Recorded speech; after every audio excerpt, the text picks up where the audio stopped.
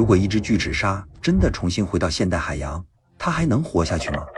因为这东西刚出生，体长就接近2米，体重差不多70公斤，而成年以后，它会变成地球历史上最大的掠食性鲨鱼。光维持身体，它1个月消耗的食物量，甚至可能接近一头虎鲸。问题是，350万年前的海洋养得起它，现代海洋未必养得起。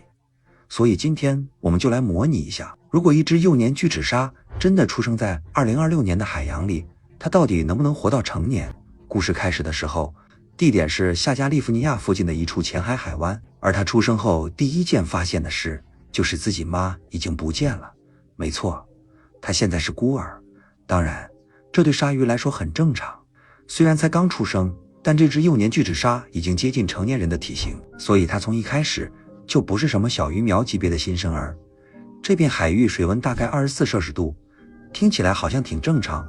但问题是这个纬度本来不该这么热，所以严格来说，这甚至还算是全球变暖带来的结果。而这大概也是整部视频里人类活动唯一帮到巨齿鲨的一次。在350万年前，巨齿鲨真正活跃的时候，全球海洋比现在温暖得多，当年的育幼区遍布巴拿马、加那利群岛，但现代海洋和远古海洋终究还是不一样。350万年前，大范围海域都适合巨齿鲨活动，而现在真正适合它生存的区域已经少得多，很多地方水温只要稍微低一点，就会让它行动明显变慢。不过这些问题他现在还意识不到，因为他出生才6分钟，而他眼下唯一在意的事情只有一个，他很饿，而且这种饥饿感之后会陪他一辈子。他的第一顿饭是一条差不多15公斤重的石斑鱼，结果2口就吃完了。但吃完以后他还是饿，因为他的身体本来就是为350万年前那个高资源海洋进化出来的。于是接下来几个小时，他开始不停在浅海里游动，寻找更大的猎物。后来他发现了一条1米多长的礁鲨，那条鲨鱼原本游得好好的，结果下一秒就被这只幼年巨齿鲨整个吞了。说实话，出生第1天就开始吃别的鲨鱼，这多少有点离谱。而附近其他鲨鱼也很快意识到情况不对，开始主动避开它。这其实算好事儿，但同时也是坏事儿，因为容易抓的猎物开始越来越少了。到了第3天，这只幼年巨齿鲨又发现了新的东西，远处深水区里出现了一群黑白相间的大型生物。它的本能第一反应是能吃，但问题是它身体里的基因记忆已经落后了350万年，它根本不知道眼前这些东西叫虎鲸，更不知道虎鲸特别喜欢猎杀幼年鲨鱼，尤其喜欢吃肝脏。对于虎鲸来说，那东西属于高能量食物，而以它现在的体型，在虎鲸眼里根本不是什么掠食者，而是菜单。很快，其中一只虎鲸脱离鲸群，开始朝它游过来。也是直到这一刻，这只幼年巨齿鲨才第一次意识到，现代海洋和它祖先那个时代已经完全不一样了。那只虎鲸体长接近7米，比它还大，而且动作非常自信，明显不是第一次干这种事儿。于是这只幼年巨齿鲨立刻转身逃进了潜水浑浊区域，因为水太浅太浑，虎鲸在这种地方不好发挥。那只虎鲸最后停在潜水边缘，发出了几声低鸣，声音甚至能隔着海水震到身体，随后才慢慢离开。而这时候，这只幼年巨齿鲨也终于明白了一件事儿，在350万年前，它最大的威胁其实是别的巨齿鲨，同类饿极了也会吃它。虽然残酷，但至少逻辑简单。可现代海洋不一样，现在最大的危险是虎鲸这种高智商群居猎手，他们会合作，会围猎，甚至还有代代传下来的捕猎经验。而鲨鱼肝脏很好吃，这件事儿他们显然已经研究很多年了。之后5年，这只巨齿鲨一直活动在这片海域附近，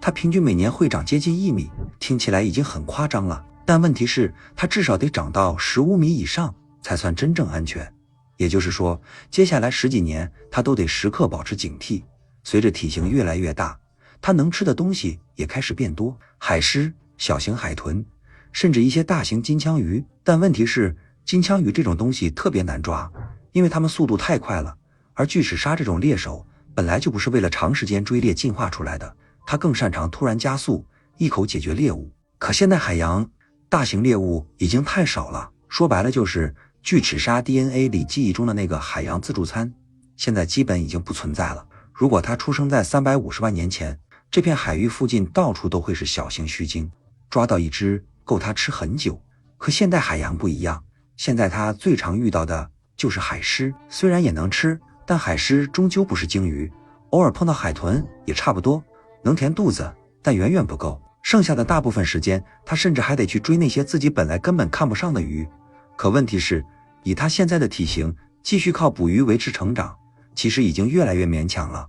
而随着时间越来越久，这只巨齿鲨也开始慢慢意识到一件事，它们这个物种当年可能根本不是被杀死的，而是被活活饿到灭绝的。到了5米长的时候，这只巨齿鲨已经待不住那片海湾了。它现在体型太大，经常游着游着，肚子就会蹭到浅海沙地，而原本那些猎物也早就学聪明了。更麻烦的是，那群虎鲸最近一直在海湾入口附近活动，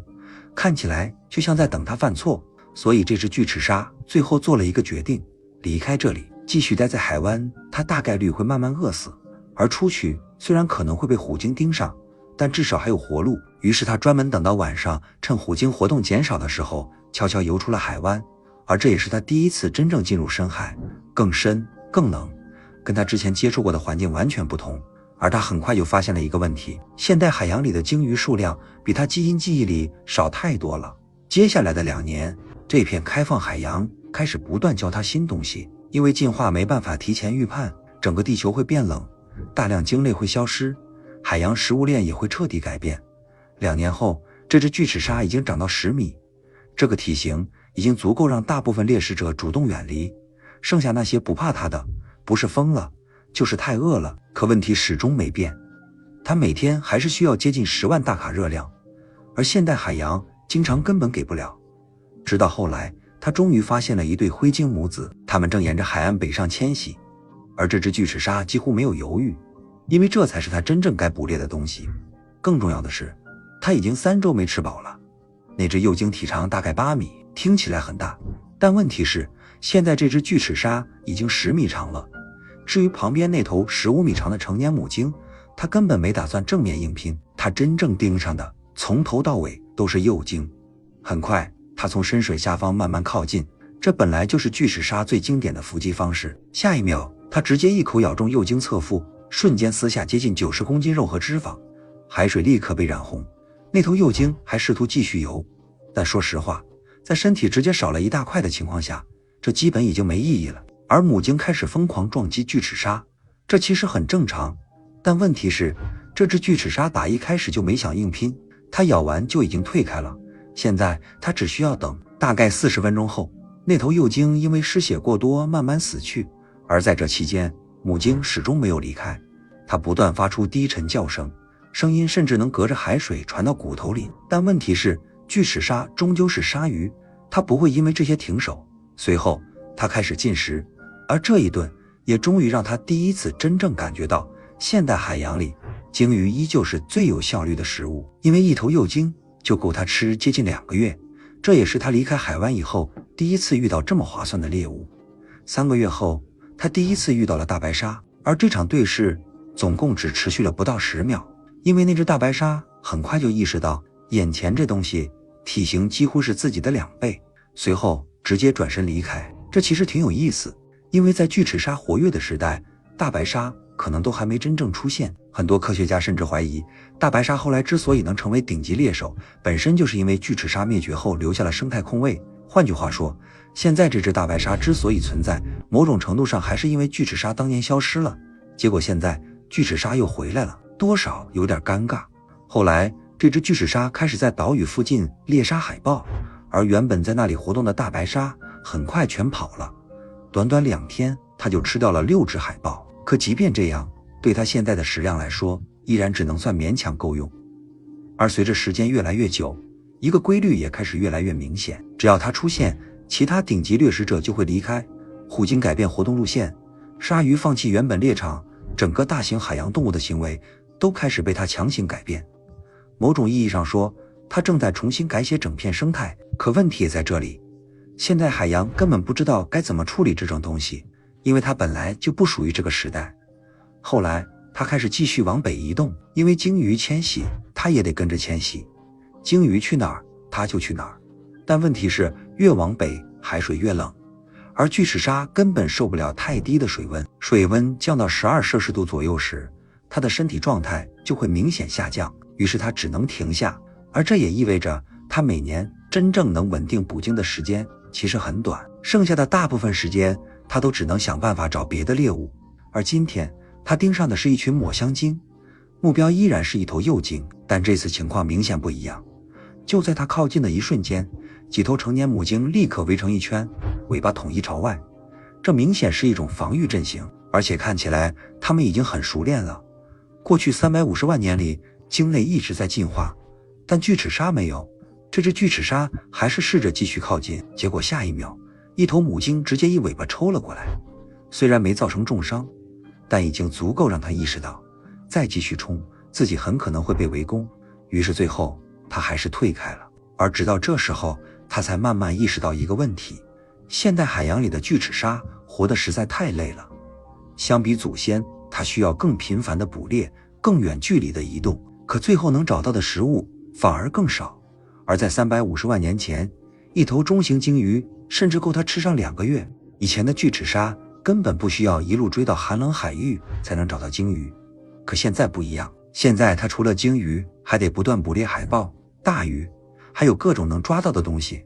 即便这样，它大部分时间依然处于吃不饱的状态，因为巨齿鲨 DNA 里记忆中的那个海洋早就没了。现在的海洋更冷，猎物更少，剩下的鲸鱼要么大到不好下手，要么聪明到开始学会联手防御。而这只巨齿鲨也越来越能理解自己这个物种当年为什么会灭绝，但至少现在它还活着。15年后，这只巨齿鲨已经长到15米，体重接近50吨，它成了现代海洋里最大的掠食性鲨鱼，大到别的鲨鱼在它面前几乎像小孩。到了这个体型，已经几乎没什么东西能杀死它了，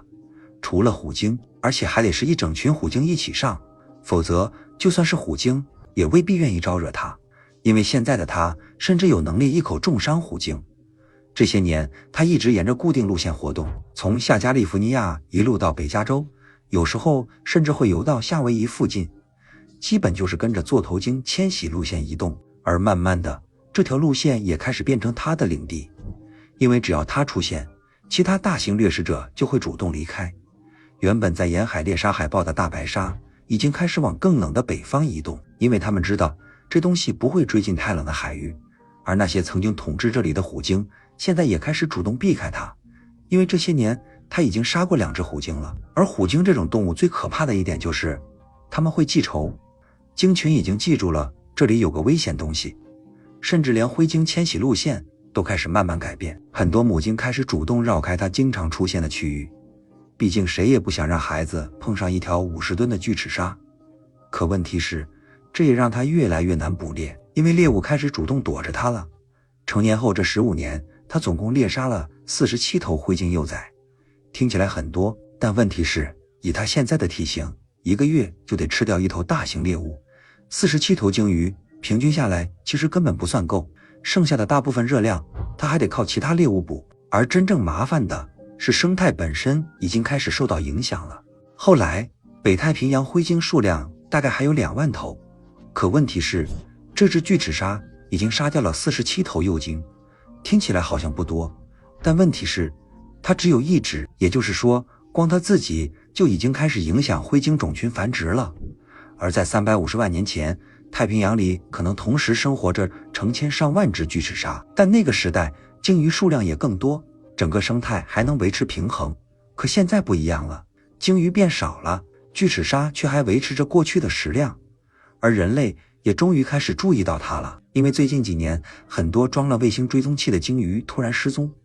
冲上海岸的鲸鱼尸体上还出现了大量巨大的咬痕，而且完全对不上任何已知掠食者。甚至有船员报告说，海面下出现过某种不是鲸鱼的巨大生物，因为它有背鳍，而且游动方式也不对。科学家开始困惑，政府也开始紧张，甚至已经有人提议直接猎杀它，理由是保护现代海洋生态。但问题是，人类自己过去100年才刚把大型鲸类数量杀到原本的1/10，结果现在反而开始害怕一只巨齿鲨了。而真正麻烦的问题其实是，如果现代海洋里真的出现最后一只巨齿鲨，人类到底该怎么办？保护它，还是杀掉它？毕竟它本身也是灭绝物种。可问题是，它又在不断猎杀现代濒危鲸类，但这些事儿，这只巨齿鲨根本不在乎，因为它只是饿，而且为了活下去，它开始越来越不挑食。后来，它甚至学会了跟着渔船活动，因为渔船经常会把大量死鱼扔回海里。虽然吃这些东西多少有点掉价，但至少能填肚子。它还慢慢学会了追踪鲸群活动路线，哪里鲸鱼会聚集，什么时候最容易伏击，它都开始越来越熟练。甚至后来，它还成功猎杀过一头蓝鲸幼崽，这是它出生以来杀死过最大的猎物。蓝鲸幼崽刚出生就有7米长，体重接近3吨。但问题是，成年蓝鲸太大了，25米长的成年蓝鲸，就连巨齿鲨都不愿意硬拼，因为即便最后能赢，它自己大概率也会重伤，而一只受重伤的巨齿鲨基本离死也不远了，所以它最后还是选择伏击幼鲸。等母鲸身前时，它从下方突然冲上去，只用一口就已经够了。后来母鲸重新游回来时，幼鲸已经快死了，它一直陪在旁边，直到最后离开。而这只巨齿鲨则在那里连续吃了8个小时。其实很有意思的一点是，蓝鲸之所以后来能进化到这么大，很可能本身就是因为巨齿鲨灭绝了，因为没有巨齿鲨以后，鲸类才开始越长越大。结果现在巨齿鲨回来了，可蓝鲸已经大到连它都不太敢随便攻击。某种意义上说，现代海洋已经不再适合巨齿鲨了。25年后，这只巨齿鲨已经杀死了数百只大型海洋动物，它确实活了下来，但问题是它活得非常勉强。现代海洋太冷，鲸鱼太少，食物分布太散，它每天为了找吃的，消耗的能量甚至比祖先更多。而更致命的是，它永远不可能繁殖，因为这个世界里只有它一只巨齿鲨，就算还有第2只，现代海洋也根本养不起一个真正的巨齿鲨种群。所以最后它只能继续游下去，继续捕猎，继续活在一个早就不属于它的世界里。某种意义上说，它其实和350万年前最后那批巨齿鲨没什么区别，都是被时代淘汰后硬撑着活下来的东西。而这其实就是答案。巨齿鲨能不能在现代海洋活下去？能，但代价会非常大。